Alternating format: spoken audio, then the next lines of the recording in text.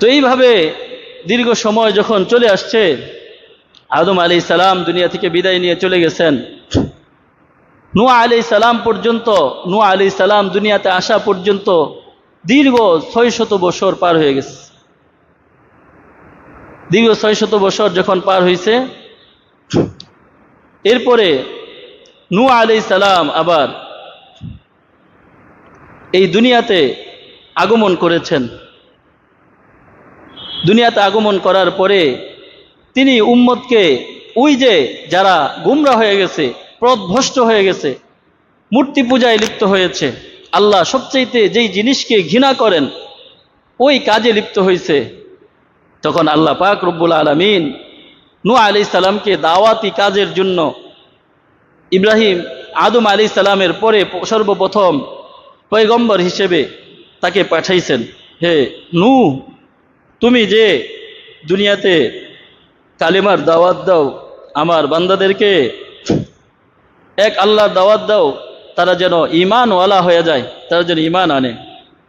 যখন এইভাবে ইব্রাহিম আলাইহিস সালাম, কোরআনের আয়াতের মধ্যে আসছে 50 আলফা সানা, আল্লাহ তাআলার এই পয়গম্বর নূহ আলাইহিস সালাম দীর্ঘ 950 বছর এই উম্মতকে দাওয়াত দিচ্ছেন।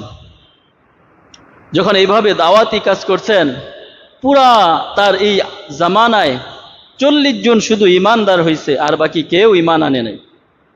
তো রাত দিন সূরা নূহের ভিতরে আসছে, রাত দিন মেহনত করছেন। আল্লাহ তাআলার কালামের মধ্যে সূরা নূহের ভিতরে আল্লাহর নবী নূহ আলাইহিস সালাম বলেন, হে আল্লাহ, আমি তাদেরকে রাতের বেলা ডেকেছি, দিনের বেলা দাওয়াত দিয়েছি, সকালে দাওয়াত দিয়েছি, সন্ধ্যায় দাওয়াত দিয়েছি, একা একা দাওয়াত দিয়েছি, সম্মিলিতভাবে দাওয়াত দিয়েছি, আমি গোপনে দাওয়াত দিয়েছি, পুরা মাইকিং করে দাওয়াত দিয়েছি, তারপরেও তারা 40 জন বাকি রেখে সবাই নাফরমান। আল্লাহ, এখন কি করণীয়? তো নূহ আলাইহিস সালাম তো জানেন না আল্লাহ কি চান বা আল্লাহর হিকমত কি। তখন আল্লাহ তাআলা জানাই দিছেন, নূহ, এই যে তাদেরকে তুমি দেখতেছ, তাদেরকে দাওয়াত দিতেছ, কোশ্চিন কালেও এদের 40 জনের বাহিরে আর কেউ ঈমান আনবে না। তখন নূহ আলাইহিস সালাম আরো অনেক দিন চেষ্টা ফিকির করে দেখে না, আর হয় না। তখন নূহ আলাইহিস সালাম বলছে, আল্লাহ, যেহেতু তাদের ব্যাপারে চূড়ান্ত ফায়সালা হয়ে গেছে যে তারা আর ঈমান আনবে না, তাদেরকে মোহর মেরে দেওয়া হয়েছে, তারা আর সঠিক সত্যের পথে আসবে না, তাহলে এখন কি করণীয়? তুমি তাদেরকে ধ্বংস করে দাও। নূহ আলাইহিস সালাম এই দোয়া করার পরে আল্লাহ তাআলা দোয়াকে কবুল করছেন। তখন সারা দুনিয়াব্যাপী নাফরমানে ভরপুর, আর মাত্র ইমানদার বান্দা হচ্ছে 40 জন। শুধু সবাইকে সমূলে ধ্বংস করতে হয়, কিভাবে ধ্বংস করবেন? তখন আল্লাহ তাআলা বললেন, হে নূহ, তুমি একটা কিস্তি বানাও। আমরা বলি যে নূহের নৌকা, কি বলি? নূহের নৌকা। আসলে তাফসীরের মধ্যে আসছে যে এই কথা হচ্ছে ভুল। নূহের নৌকা ওটা না, ওটা হচ্ছে জাহাজ। আর সাধারণ কোনো জাহাজ না, সবচেয়ে বড় জাহাজ, নূহের সবচেয়ে বড় জাহাজ তখন আল্লাহর হুকুমে নূহ আলাইহিস সালাম বানাইছেন।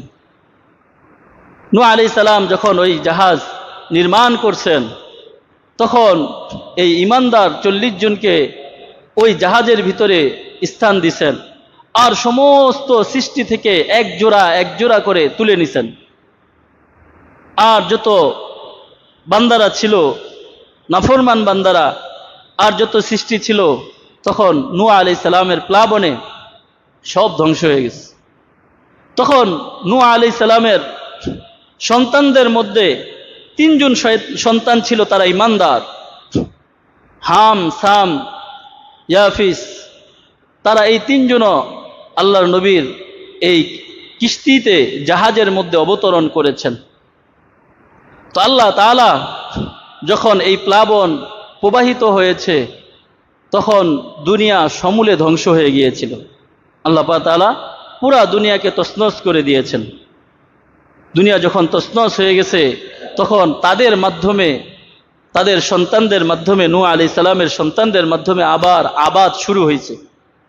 যখন প্লাবন চলে গেছে, তখন তারা আবার আবাদ শুরু করছেন, ঘর নির্মাণ শুরু করছেন, তারা বসতি নির্মাণ শুরু করছেন। এইভাবে তারা আস্তে আস্তে আবার মানুষের আবাদ হইতে শুরু করছে। এইভাবে চলতেছিল। তো নূহ